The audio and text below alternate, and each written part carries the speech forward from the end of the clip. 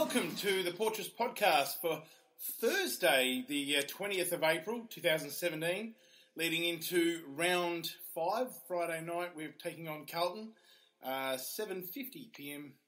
SA time, local time. So, big game. 7:20. Sorry? 7:20, not 7:50. 7:50 my time. 7:20 your time. Sorry about that. 7:20. Thanks, Craig. Port Adelaide also 2 o'clock, I think it is, on at Alberton Oval. First home game for the Magpies taking on the North Adelaide Roosters on Saturday in the SANFL. So yes, the voice you heard was the one and only Craig. Hey, g'day, Craig. How you doing? Getting there. How you doing? Excellent, mate. And our new regular, g'day, Anthony. How you going? Not too bad, mate. How are you? Yeah, brilliant. Just really excited for an awesome weekend of football.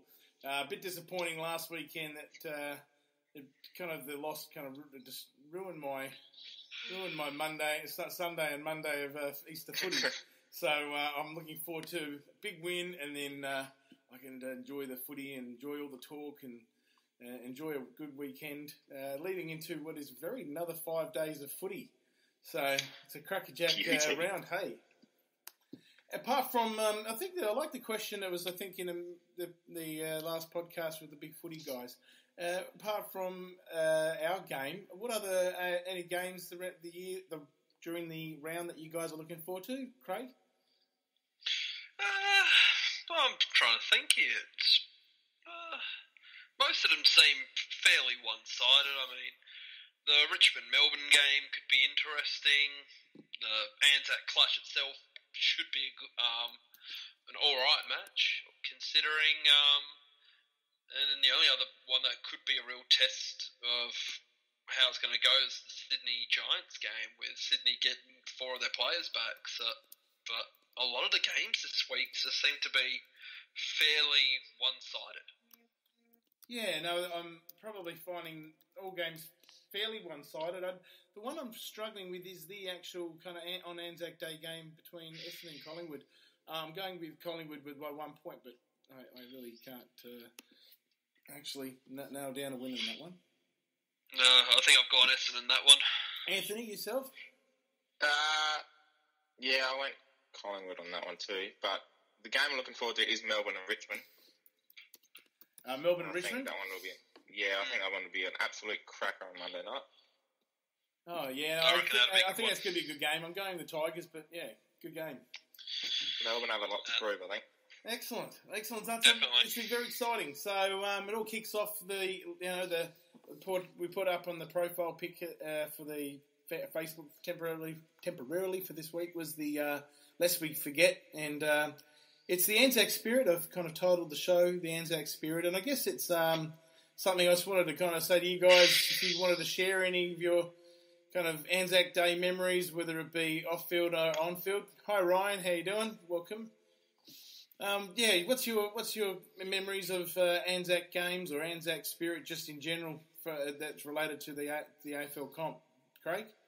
Anything top of your head? I know these questions are not pre-planned, so just on. Well, for me, I would say it would have to just be that first Anzac game we played at Adelaide Oval. It was Anzac Eve, if I remember correctly. Against Hawthorn?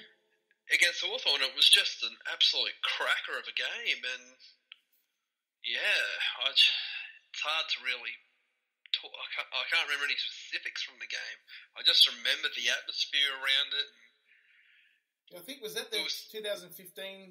No, 2014. 14, okay. Hi, Portia. Hi, Portia. You're going to ask me questions now like I was during yours. Welcome. Guys, let's before we get into the on-field stuff and talk about our sweet and sours for the on-field talk, and I guess really it is Thursday night, so we can really talk about what we think. And obviously, we've listened to the Ports Game Day podcast. We've heard the Alberton front bar guys. We've been hearing the big footy team. So we've got share our thoughts, and we can bounce off from them. Started on that list yet. Yeah, you're having a bit of fun there with Portia. Oh, of course. As I said, because it's actually been big news here in South Australia with Port Adelaide and how many players are actually out of contract at the end of this year. Okay, yeah, let's have a little chat about some of that stuff in a minute, straight into it. But I just want to get this out of the way again. Just two things: China chat and the swastika thing. For starters, we discussed it last week. I don't want to barely give it any air, but just really disgusted that there's some simple people out there are still kind of painting the racist brush with our club, and so it's a bit of a shame. We'll barely talk about it much at all, but just did you guys have any thoughts on it before we move on to talk about China? Well, my thoughts on it, I've actually been quite vocal about this, and this whole dipshit in Melbourne, of all places, going around wearing a swastika band. The thing is, look, yes, it's wrong. He shouldn't be wearing it, but this would be a non-issue if he wasn't wearing a Port Adelaide Guernsey. No one would have reported about it. It would have maybe gone a little bit viral on Facebook, or who is this guy wearing it? But there would have been nothing in the news. There would be no mention of it. Port Adelaide wouldn't be forced to try and find the guy and figure out who he is to punish him. Yeah, this has nothing to do with the club. This has nothing to do with AFL. The club and the AFL should not be responsible for what some Yahoo's actions are outside of an AFL stadium, outside of any sanctioned event of AFL. This has nothing to do with any of this, but yet it's being forced upon the AFL and Port Adelaide just because of what he's wearing. And I'm not sure. And I'm looking forward to hearing what Melbourne Star have to say about someone using their bike and having the swastika as well. So it's ridiculous. Yeah. Anthony, your thoughts? Yeah, look, as soon as a big branded company or football club or anything that's national, it always gets broadcasted more than something. Because of the passion, because of the opponents around us, the opposition teams. If everyone was on the same page, if it was, I don't know, where he's wearing an Australian soccer Guernsey or Australian thing, we would just go, we're not, none of us are like that, and it'd just be done. There's, no one would be in your ear, kind of. But because it's Port Adelaide, and I'm sure you guys are hearing a lot more just in your surroundings, day in, day out, potentially, around your, in Adelaide. So it's something I can easily just avoid by switching the off button. So it's a little bit easier. But I just wanted to kind of just get that off our chests in any way. China, a bit disappointed in Theo Doropoulos and Channel 7 Adelaide for dropping that news. As I was just saying to Craig just before the show, I was speaking to my friend this morning, and this Crows fan that lives up here, and a mate of mine, and he's actually genuinely saying to me, no, it's not going. You're not going to be going to China. Kylie, my wife, Kylie won't let you go. It's not going to happen. It'll be all cancelled. And he's actually believing this, and so I had to kind of question him and go through it, and just eventually he realised. As I was saying, it's not just the club saying this just to keep us happy. I generally I've got a flight. I'm going. I'm going to be there. The game is on.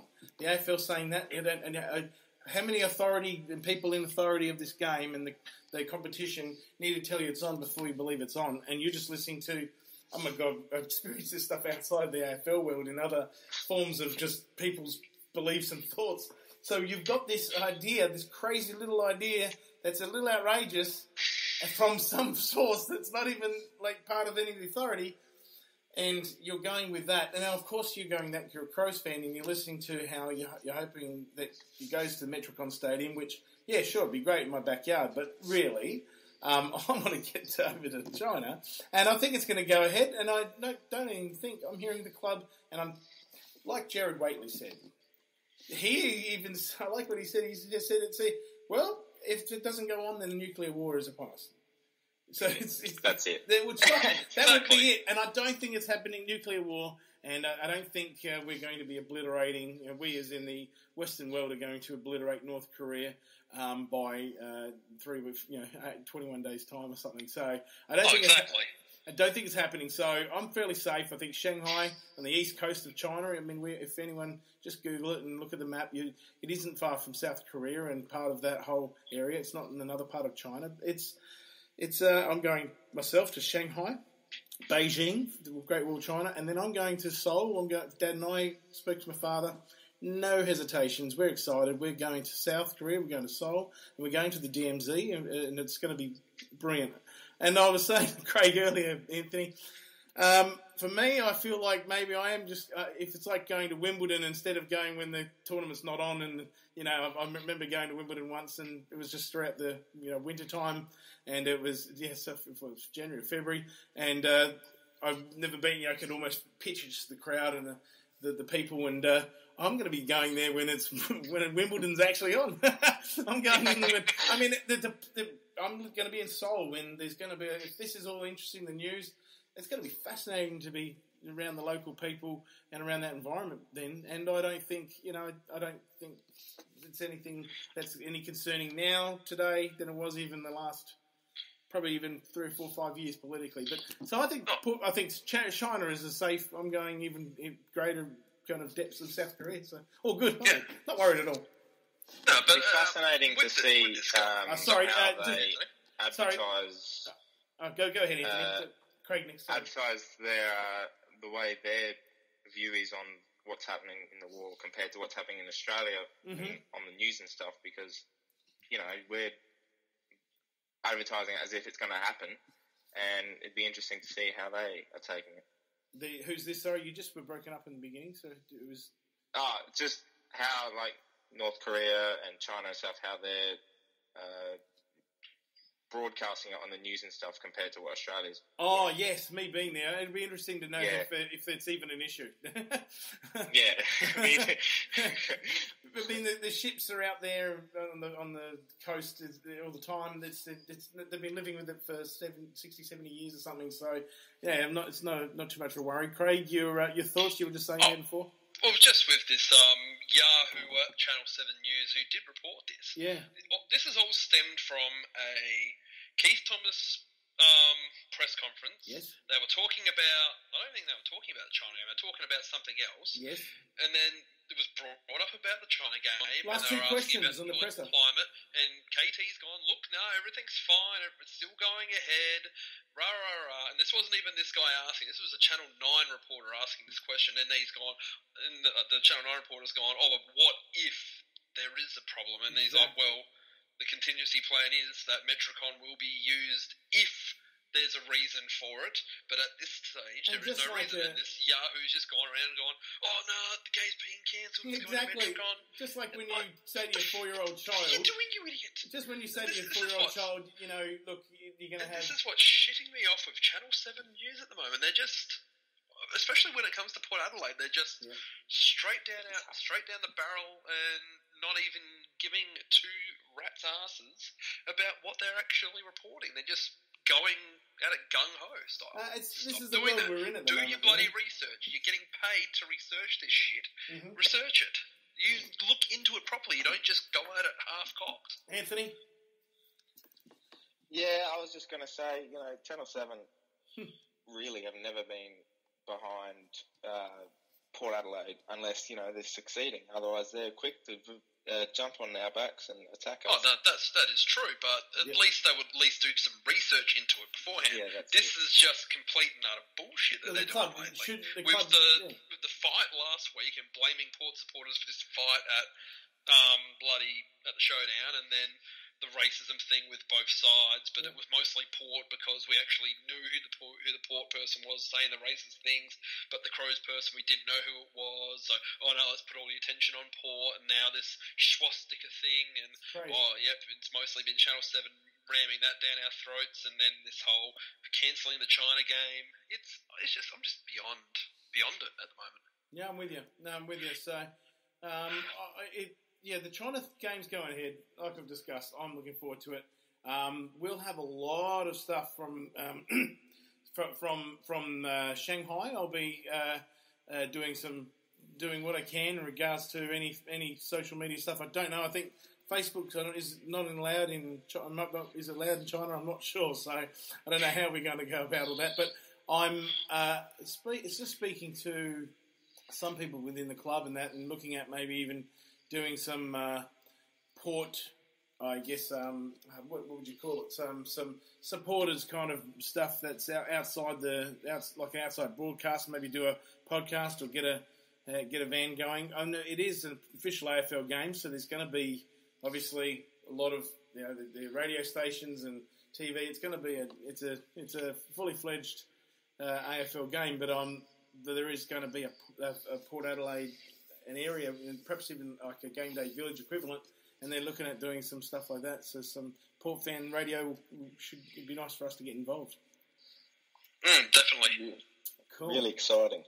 Yeah, no, I'm very excited about it all. So yeah, keep what's this? Watch this space. Time for the sweet and sours. Here we go.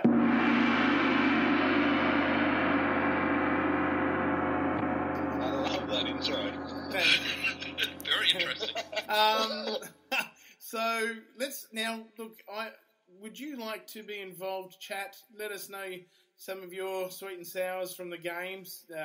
Maybe a future kind of sweet. We'll start with the sours and get the sweets being the nice little taste at the end. I'm going to kick off if it's all right, guys. Mine's going to be Sam Powell-Pepper.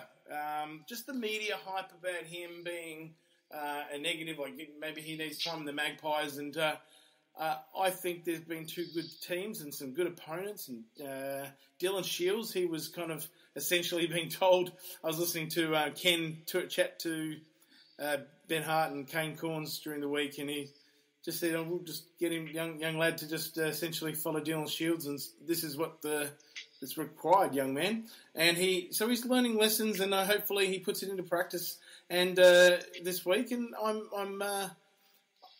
that's my sour is the fact that there was unnecessary pressure on him. But that's what I guess you get for starting to have some one or two, especially going from the JRT, some ripper footy. So hopefully he turns it all around and can get back on the high standard, get back up to the high standards that he was performing earlier in the year. But maybe just too much hype, negativity when he didn't need that. That's my sour. Any thoughts? That's fair enough, but I would say someone like Sam Powell-Pepper, I wouldn't necessarily say it would be a bad thing for him to have a rest spell back in the Magpies. That's my sour. I know it's your sour, but I don't think it's necessarily as bad of a thing as you put it, because it could then potentially make room for another young player like a Joe Atley to come in and take on that role as well, sort of rotate it through so you're not completely burning out someone like a Sam Powell-Pepper too quickly. So you got to try and manage the young ones through a bit. No, I understand, and I guess I'm hoping that it's part of my sweet that I'll get to in a minute, which kind of bounces off from that sour, and because you guys had some other sours that I probably would have taken, but also looking forward to how he can respond to it. That's probably a bit more about my feelings there. Perfect game to bounce back from. Sorry, yeah, absolutely. Friday night in front of Natural Stage. It's exciting. You're preempting my sweet. While you're there, Anthony, fire away with your sour. Yeah, go ahead. We'll chime in with Ryan's and then go to yours after Craig. Yeah, cheers, Anthony. Fire away. Sorry, Ryan. Sorry. Right. I was just going to say my sour for last week was the last quarter. So I know we probably ran out of legs from trying to keep up for the whole game, and we did a fantastic job for 3 quarters. But I think if we're going to be up there with the top sides and what we've promised in the first 3 games and the first 3 quarters of last week, we really need to push through that and finish off games really well.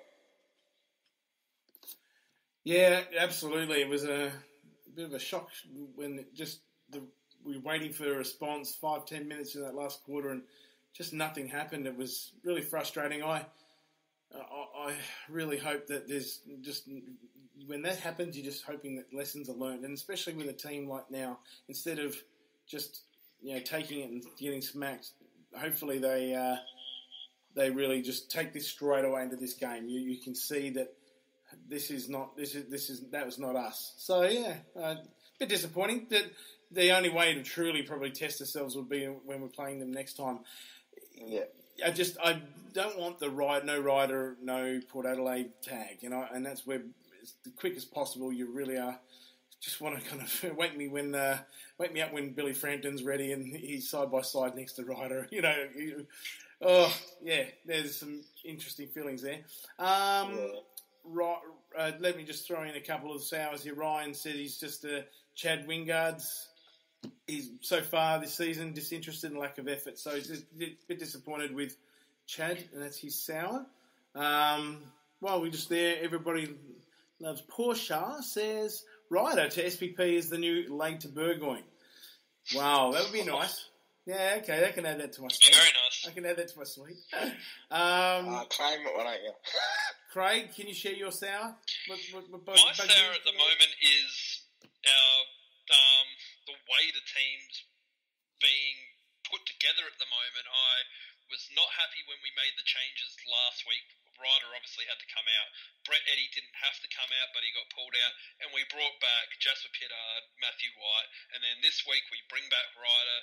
We lose White, but we still haven't really made the necessary changes to the team. We went in too short last week against GWS. And that's where the end of the third quarter drop-off happened. I reckon it was more the fact that our midfielders weren't able to get first touch of the ball. Our defenders were the ones having to pull the ball back out of defence to get it up forward. Yeah. And I kept saying, up to three-quarter time, our two highest possession getters at that stage were Jasper Pittard and Dan Houston, two medium-sized defenders that are coming off the half-backs. They're the ones doing the majority of the work. They got burnt out. And then once the ball was coming in at that stage, the tall forwards just stood up and went, thank you, kick a goal, thank you, kick a goal. And we can't, the tide was just always going to turn in that third quarter. I hoped it didn't, but it did in the end. And because we went in too short, we should have had someone like a Billy Frampton last week. We should have had a Billy Frampton this week in the team. I would have been dropping someone. I would have either dropped one of our extra defenders. So I don't see us needing Pittard, Houston, Broadbent, Hartlett, and Jarman Impey. That's five small, medium-sized defenders we do not need. We don't need that many in this team. We should be dropping Trengroat in backlines for the moment. Be running Frampton up forward as a ruck switch-out option for Ryder. And at least just giving the kid a go. We need to be able to maintain our structures. You look at round one team compared to round four's team, and we just went from having a decent structure throughout the entire field, and we just went shorter every week when we lost players, and we just completely screwed it up. Yeah, it's an interesting one selection. There's a strategy. There has to be. You hear on the media if you listen to Bassett on AA and Matty Nix, and you can feel that there is a stubbornness again. Dare I say it? So it is it's frustrating, but let's hope it. Do you realistically think we should have Pittard, Broadbent, Houston, Hartlett, Impey all in the same team at the same time? Do we need to have that many half-back flankers like I in say, the team? Ken's obviously got some sort of strategy on it. He really believes that. And I just don't see how it works. I can't see it working. Anthony, can you see that? Yeah, well, just going to say that one of the reasons I reckon we lost last week was, I think, the coaching decisions at selection. We should have played Austin or Frampton last week to help out defence, because you look at the goal kickers for GWS, Jonathan Patton comes in and kicks 6 goals. That shouldn't be happening, especially when you've got the likes of Jonas and Cleary, who are, at least 190 centimetres. And they've got Jonathan Patton, Rory Lobb, Jeremy Cameron, who are over 195. And it shouldn't be happening. No, exactly. No, frustrating. Yeah. I almost agree with you, Ryan, with what you've just said there. What was that? I'll just get back to the chat there. Ken found Choco's gold pass playbook. The gold passes to players that don't deserve it. Okay. Well, I thought that was more of a Primus thing than a Choco thing, but yeah. I don't think Ken's doing that. I can't imagine. I mean, he's got his players he's backing in. There's nothing wrong with that. But is that... But there are other, like, as I said, out of the 5 players I've said that are playing half-back, could play half-forward as well, which one of those should not be playing out of Pittard, Houston, Broadbent, Hartlett, and Impey? Which one of those would you pull out? Not Brody. I think you need Brody and Pittard for experience. Yeah, exactly. Houston has done no wrong. Yeah, maybe. And maybe look, Impey can play forward. We've seen it late last year, but maybe he's the one to go out of those ones. Or Hartlett. Hartlett, that's the other one. Hamish is the one that's probably the other one that needs to find form. Oh, Hamish, definitely. But if for Impey needs to be getting in the game a lot more, so he's probably one of those ones where he can get excited, but, as Portia agrees with me there, and, Brody, I don't know, Brody's still got his experience, but he, again, in and out of the game. Sometimes they may just need a game in the Maggies to get themselves kind of some more game time. Which is what I would have done to Aaron Young this week, because, to be honest, everyone said he's had 1 or 2 bad games. I think he's had 3 bad games. He played well against Sydney. Against Fremantle, he kicked 1 goal, 3, and had average touches to his name. He didn't do much in the showdown. Yeah. He did bugger all against the Giants on the weekend. To me, that's 3 bad games now in a row. He should have probably been pulled out for a Billy Frampton again. I think if we get rid of a Young, you bring in a Billy Frampton as a tall forward, as another option for Dixon, frees up Trenggroat to do more things that we need him to do, not just being a forward. And you can get the other players around those players as well that can fill in the roles. Young probably needs a spell. Yeah, interesting. Just to chime in, sorry, Anthony, but I think over the next 2 weeks, Carlton at home and Brisbane up there are very winnable games, and I think to follow on with that, they're the games you can try Billy Frampton to see how he goes at least. Exactly. And he did well against Norwood on the weekend. Absolutely. Cool. Sweets. My sweet is Sam Powell-Pepper. He's going to have a ripper game. It's perfect for him. It's a perfect opportunity. I reckon he'll have a stellar game and respond, and Ken's backing him in. So he is my sweet for the week. Your sweet. Oh, great. Any thoughts there before Craig gives his sweet? No, I just agree. You agree? You reckon? Do you think anyone? No, you guys agree that he'll genuinely have a ripper show, a ripper, show off his talents and have a ripper game? Definitely. Yeah, I feel like he will. Especially playing with his old teammate. Cool. Yeah. It's the Petresky-Seaton, his old teammate. We're calling into someone here. What's happening? Oh. Someone's Who are we here. calling? Secret guest. Secret guest. Hello, secret guest. Hey, secret guest is here. Oi! We've got Mark on the line. Mark! Travel the bounds. Out of nowhere. Just to surprise everybody. Yeah, Mark chimed in the script. Mark chimed in the Spreaker chat earlier, just mentioned about Austin. So if you want, is he your if you want to, for time's sake, perhaps make him your sweet and your sour. Maybe sour that he hasn't come in, and sweet that he's shown some good signs in the Maggies. So he's ready soon. Well, yes. It's one of those things where predictability and observations and all that sort of thing. And Craig, you got it too. The need to bring in Austin. He's already proven to be a bit of a very following defender. Like, he stands his man, he follows him around, he shadows him. He's really good, and he was great last year in the last bit of a time that he had before he injured his ankle and all that sort of thing in August.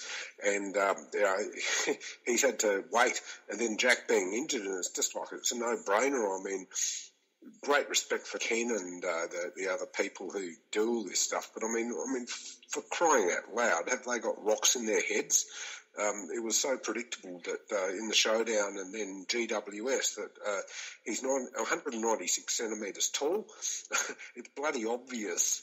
And he's fit and he's ready, and they didn't bring him in. And so they go with the short defence and try to sort of make up for it. So no wonder they got ground over and run over. Before we quickly just get into your guys' other likes, I wanted to just then throw a bit more of a, just elaborate and touch on that Austin and the Tools situation. So, for starters, Craig, where do you lie with the whole Frampton or Austin, and how would you then, what would you talk about naming some of those players?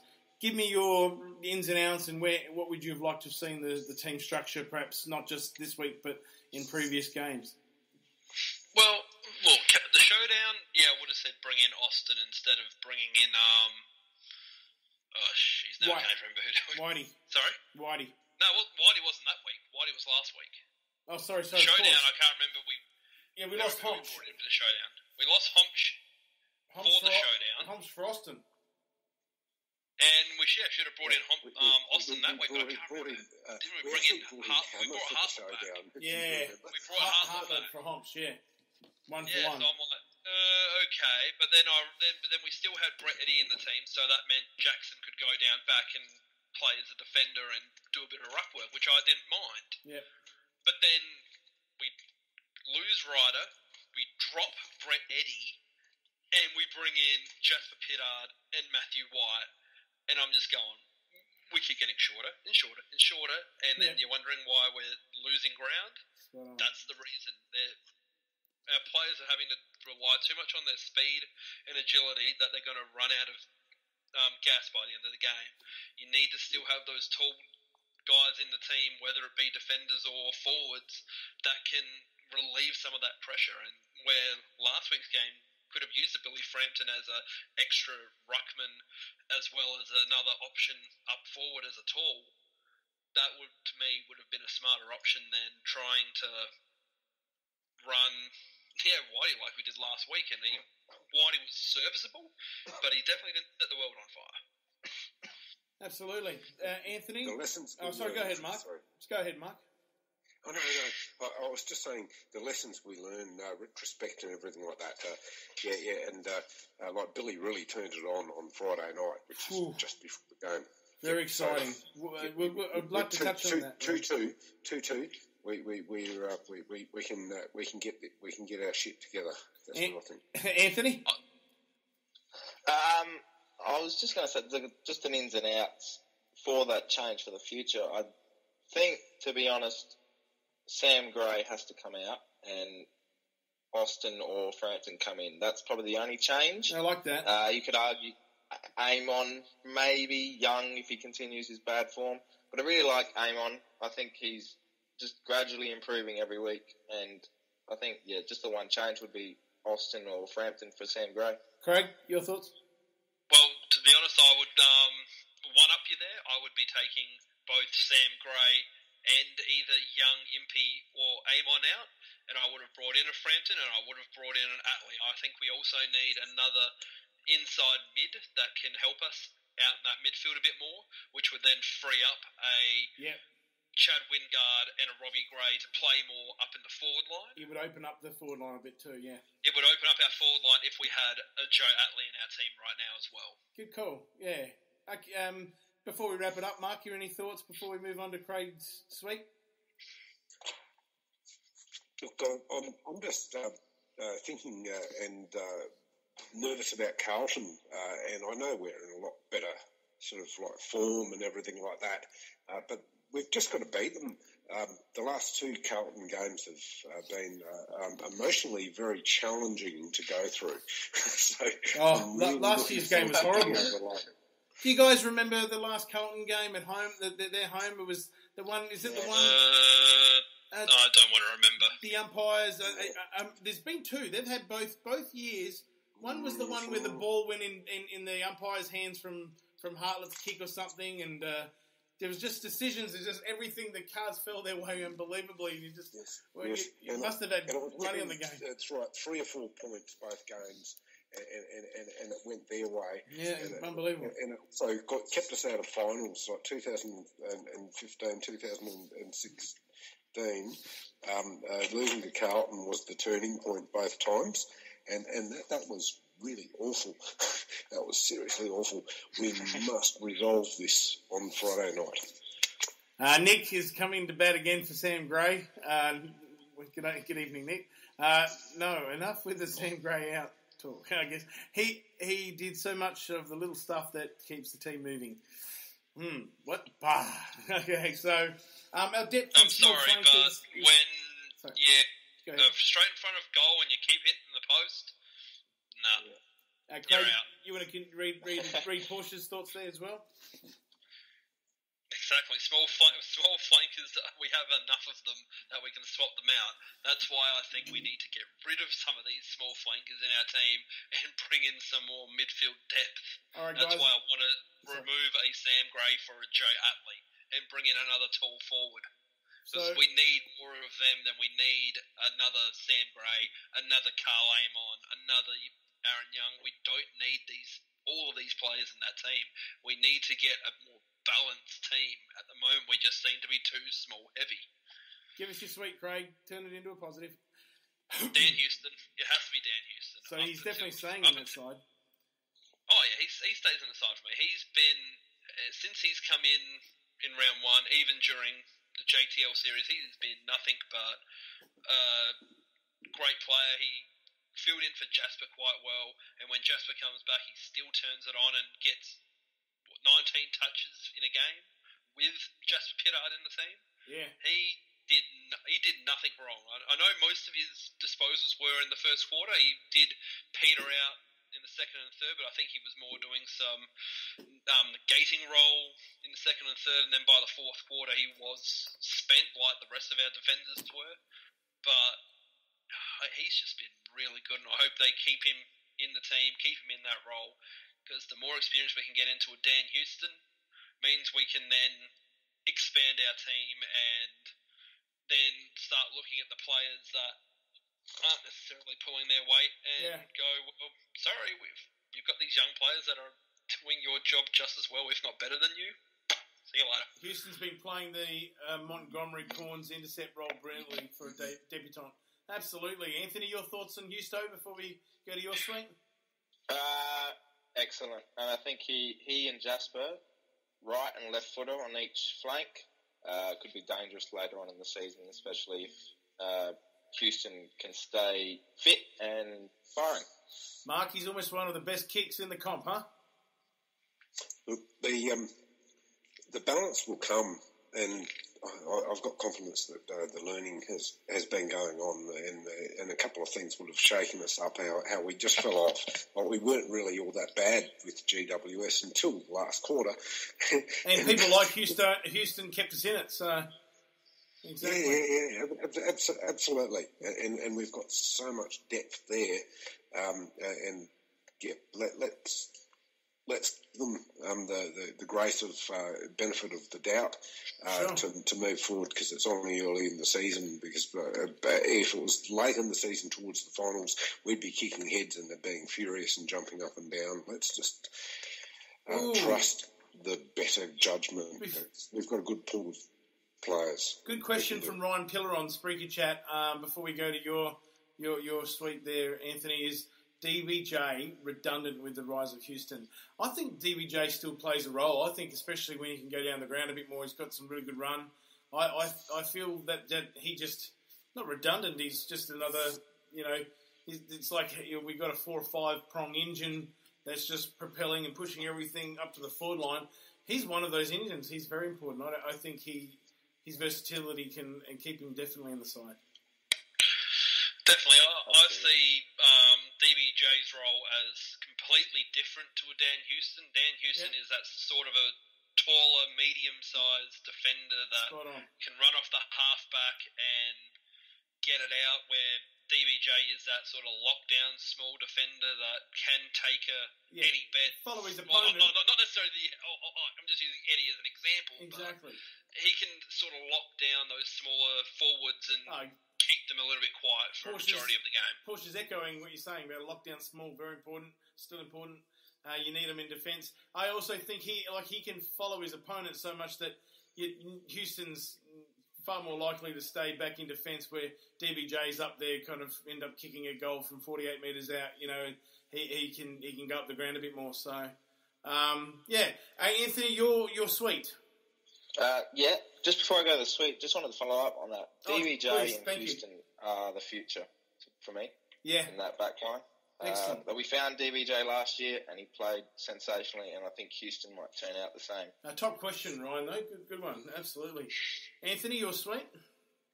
Suite would have to be Jackson Trengove. I think last week, again, put the pressure on to be the sole ruckman, and he stood up in what was a difficult situation for him. And I think now that Paddy's back, he can go back to his role of pinch hitting in the ruck, being up forward, being down back as well when we need him. So Jackson Trengove for me. Jackson Trengove's performance over the last couple of weeks, as well as in the future, you feel like he's just in one of those purple patches. He's been great since round one. He's in career best form for me, and I think really highly regarded too with his leadership and stuff around the club as well. Yeah, got to keep him. Don't want him to go in the future as well. No, definitely not. Yeah, he's important. Oh, excellent, guys. Well, I guess Mark was kind of hitting on it before. Was just about talking about Carlton. What have we got to worry about with these guys? Any of you guys concerned by kind of any of the past performances? Are they going to be something that we're going to be haunted by midway through the first or second quarter? Or are we going to do you guys feel like, and you're giving away maybe your tips here and stuff, but do you feel like we're pretty comfortable just to hit the ground running and we're going to see a really good performance? What are your expectations? What are your concerns? Let's go this time a little bit different. Let's start with Mark. Mark's kind of jumped into late in the scene. Mark, your thoughts on what you want to see and what your concerns are about Carlton's? Yeah. Well, look, I don't care if we win by 1 point. We've just got to beat them. And the last two games have been heartbreaking. It would be absolutely awesome if we could make a real demonstration and annihilate them by 100 points, and that would be great. But I'd be happy if it was just 1 point. That's all. Good point. Anthony? I think because we're at home, and the last time we played Carlton Adelaide Oval, we won by 100 points.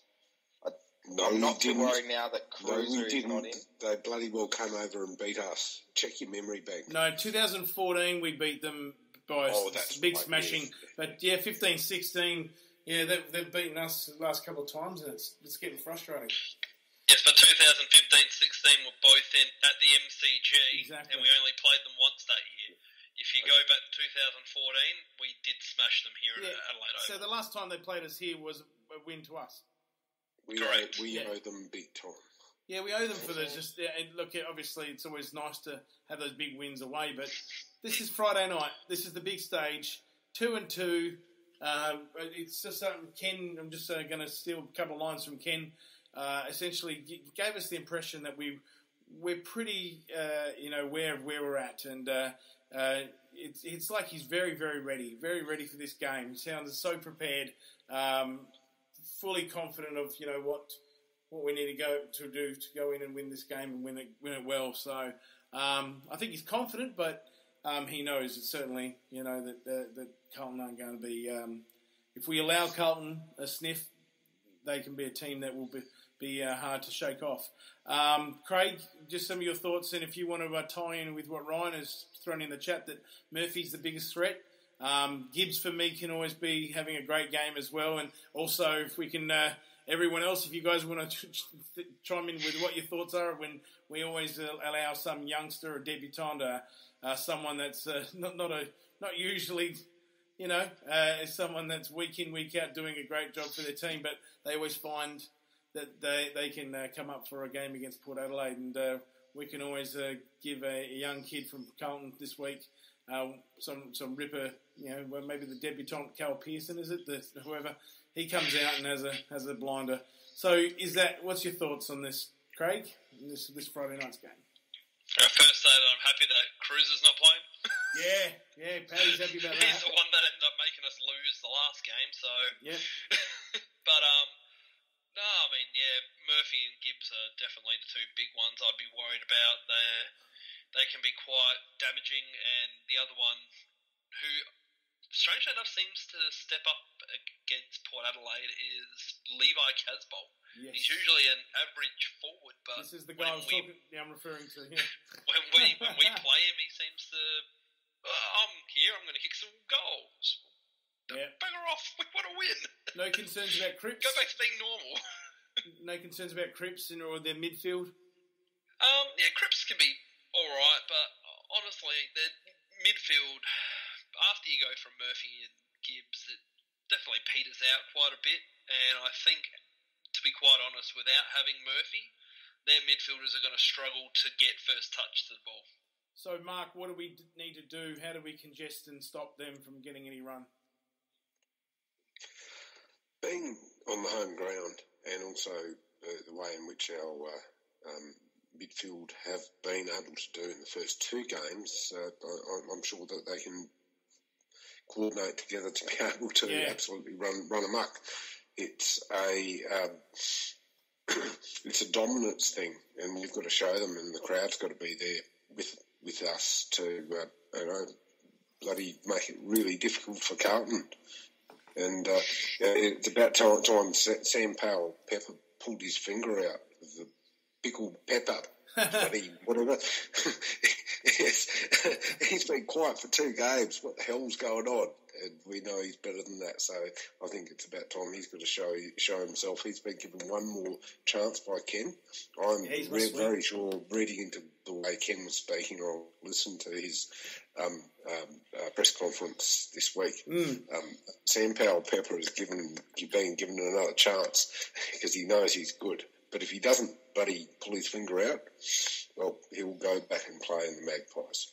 You know, Anthony, I was thinking one of the things I'd love to see on the whiteboard, if I was able to be in the inner sanctum, is Ken saying tackles at a certain number, and being a big focus for this week. That's my little thing. I would really love to see a high tackle rate. So, obviously when you've got the ball, less tackling, but if that tackle pressure, if we just see that we don't give the Carlton players any room to move, and it just we just dominate and run over the top of them.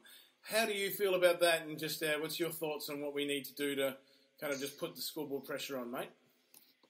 Well, just going on that tackle count, we are down mid-table for tackles this year, whereas the last couple of years we have been in the top 5, I think, in 15 and 16.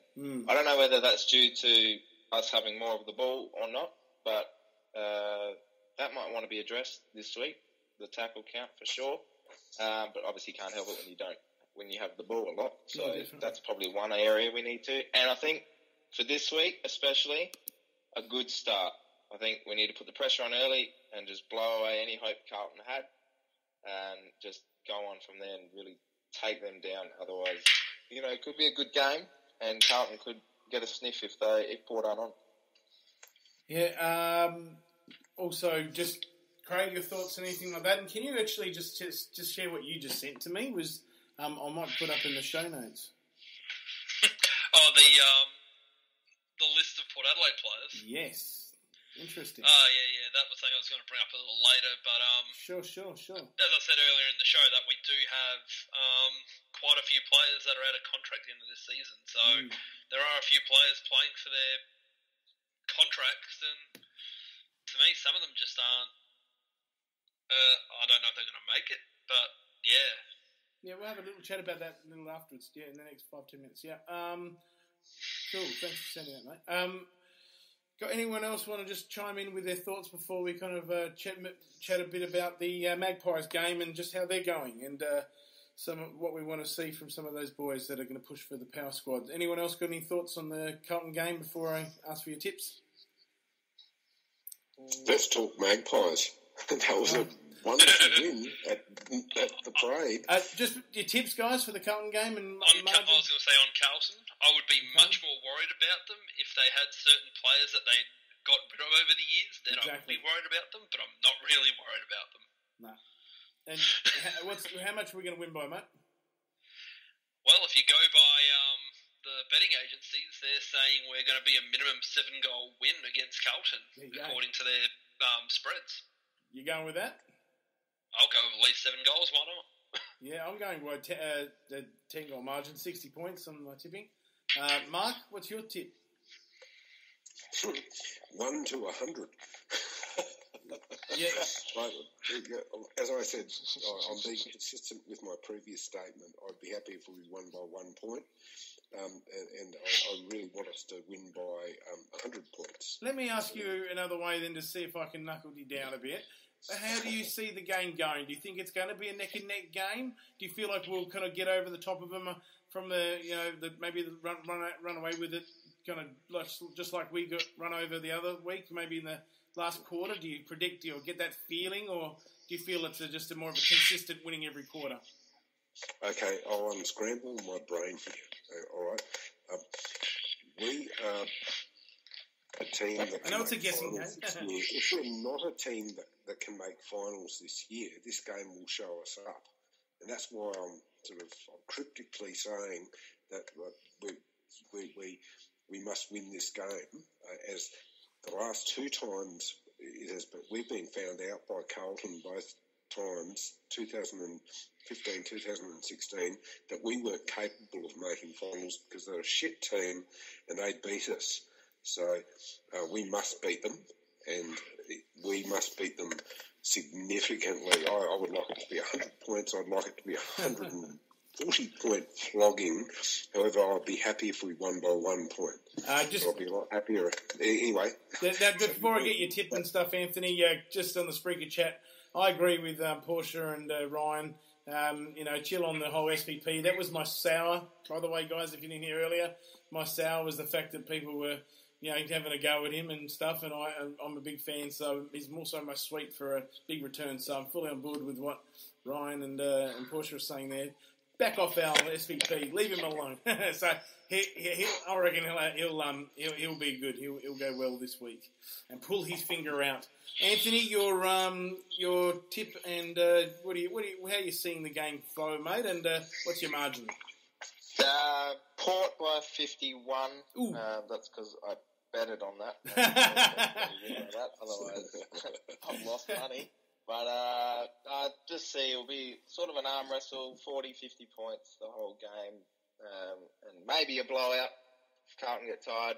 Also matter on whether or not it rains, because it's supposed to drizzle during the day here in Adelaide, so that will come into consideration later in the day too.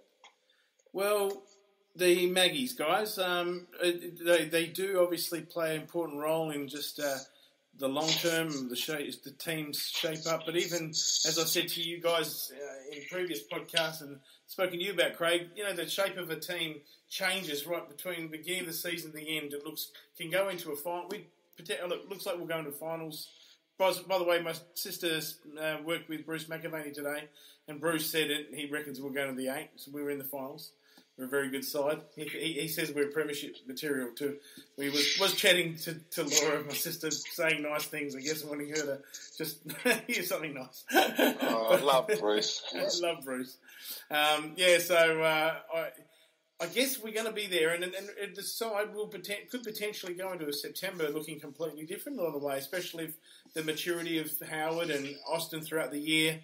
And Frampton, it could just be a real, as Portia said about that accidentally landing the best team in lineup in round 1, we could kind of this instead of in madness, in random act of madness, it could actually be a methodical thing that we end up finding that right ingredient by later in the year. So Magpies is important, guys. Learned a lot of lessons. Oh, what's a whistle?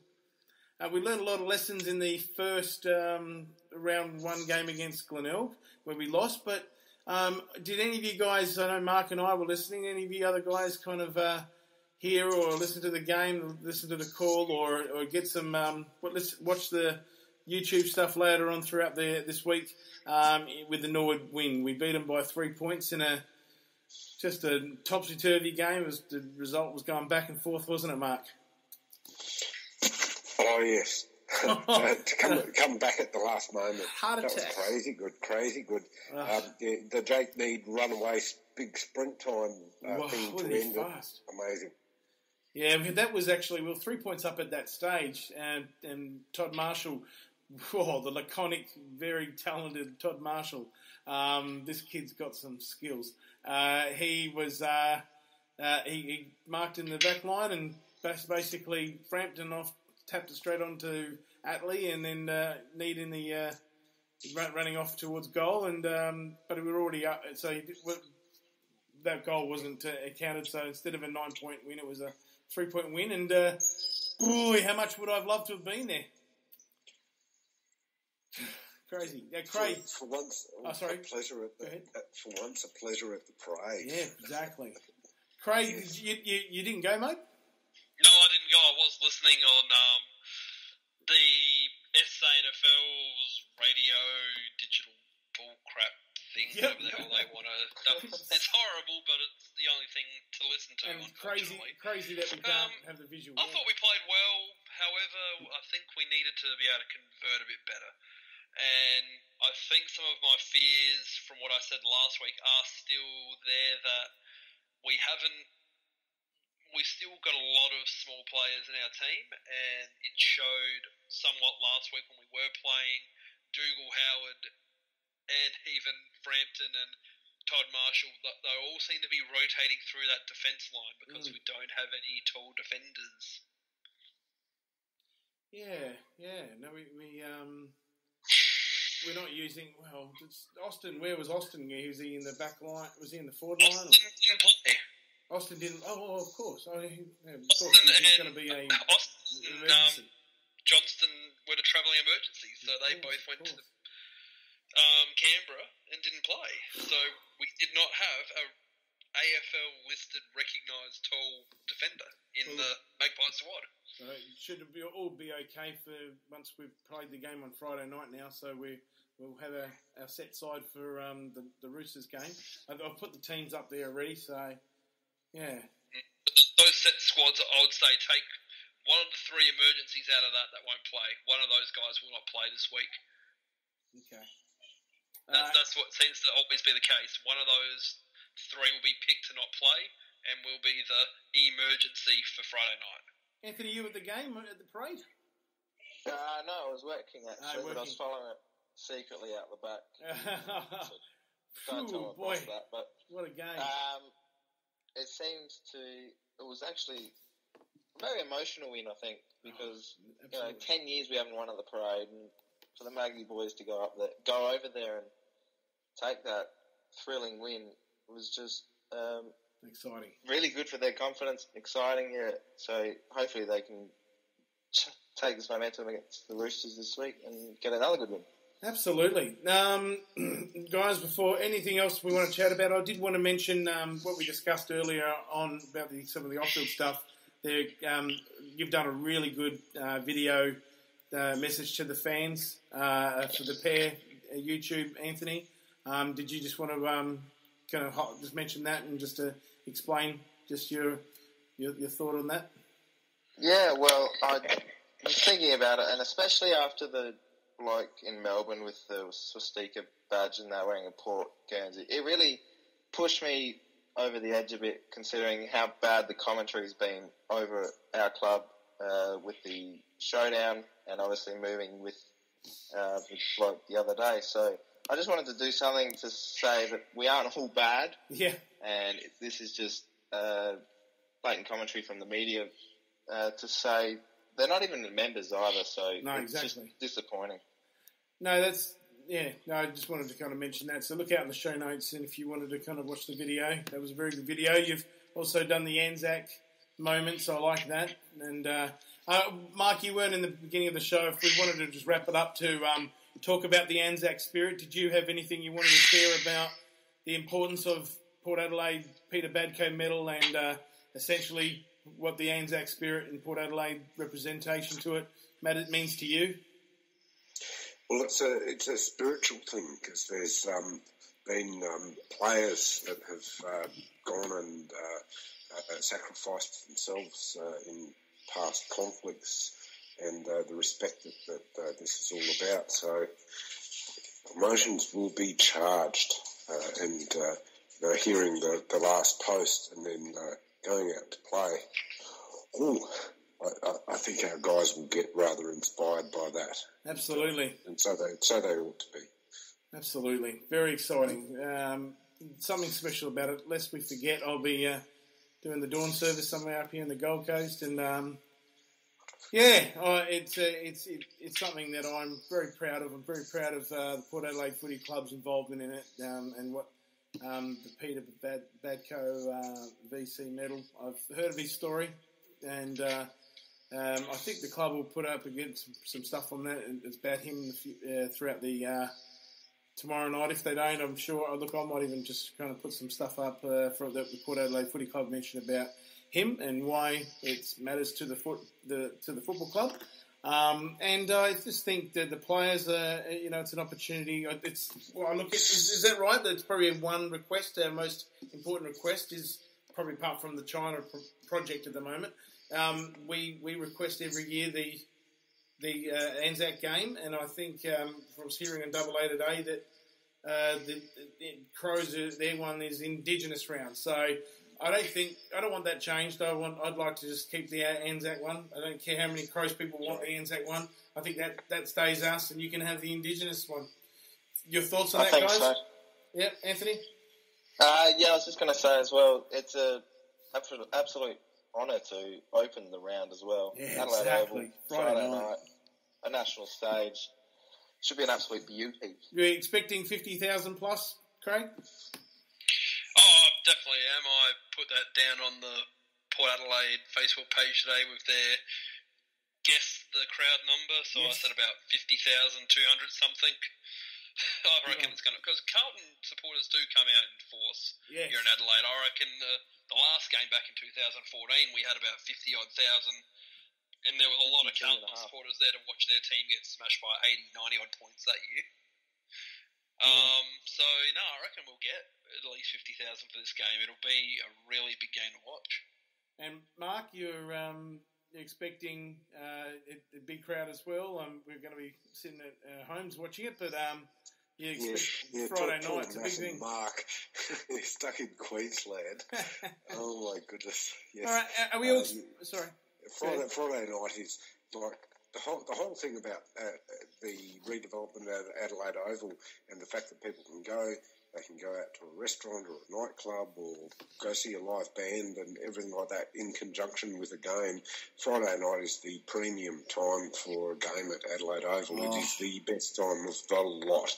Lucky brothers. Anthony and Craig, I'm just so jealous. I'm just I just have a great night, guys. Enjoy it so much. I wish I was there. And for all the other fans listening, I think Ryan will probably be going to the game. Nick, cheer loudly for us guys and enjoy a Friday night.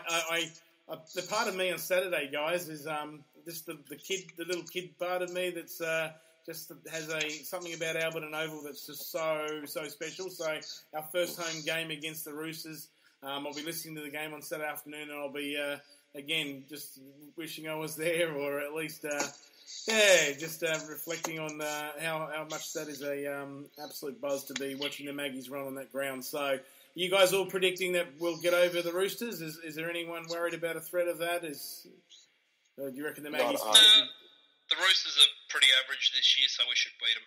So it's a win for both teams on the Friday and Saturday, and we enjoy the rest of the long weekend. Definitely. I just want to bring up, I just realised something with the Indigenous round. We open up Indigenous round this year as well. I think the Crows have got Indigenous round. So they've got the Indigenous round, but we open up as an away game. Thursday. And it's after our bye. Yes, that's right. Is that we play the Cats on a Thursday night. Cats on Thursday night, yeah. Yeah. Mark, you were saying? Oh, no, I was saying that the Roosters don't like Alberton. If you have a look at the statistics of games against them since about 2013. They don't like playing Port Adelaide and they get done. So maybe have a chicken curry or a rooster curry. They're going to get smashed. Guys, final thoughts. I'm looking forward to a good weekend. Very, very excited. It's another week closer to heading over to Asia and to China and South Korea for me. Very excited about the week after next. We've got the big Brizzy game, so I'm looking forward to that one up here with Mark and I taking over Brisbane. Final thoughts from everyone. Mark, your final thoughts, mate, for the show. Thanks for jumping on late. Oh, look, just thanks for letting me jump on at the last moment. I didn't know I'd be able to make it, and really appreciate that. Always. And, we've got a lot of really positive things going on. The Magpies are on the up.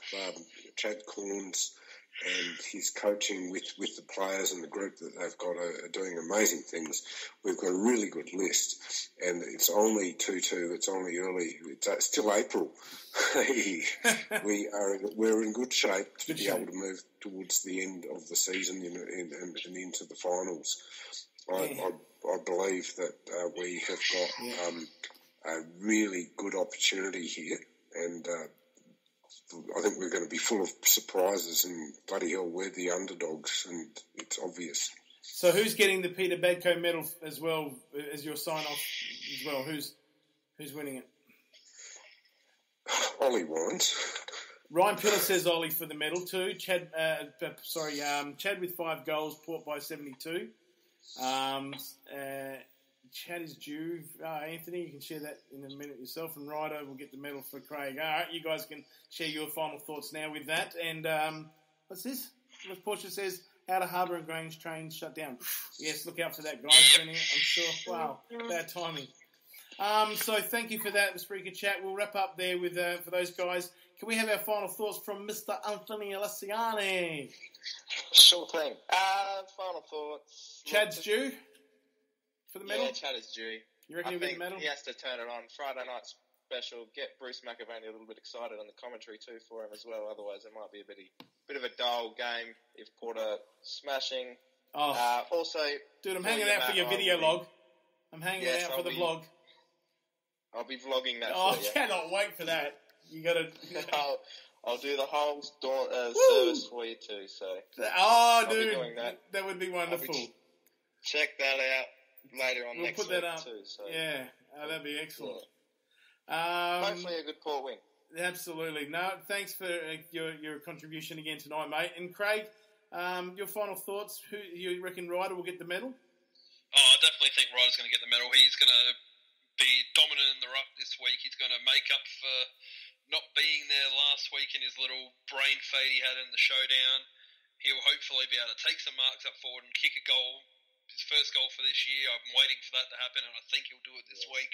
I think Ryder's going to be in for a massive game, and he's going to be the one to really step up for us this week, along with Wines and Boak behind him. But it'll be Ryder pulling us all the way through to the end. Either of you guys going to Alberton? Anthony? Craig? No? No. That Ryder thing, I hope he does really well because I have him in my fantasy AFL team, so I need those points. So, just a little side note there, but I'll be working, so I won't be at Alberton, but I'll be streaming it on my phone. No worries, guys. Anthony, thank you very much. Thank you, guys. Thanks for your contribution, Mark. Go the Power, go the Maggies, and Craig. Go the Power. There it is! It's all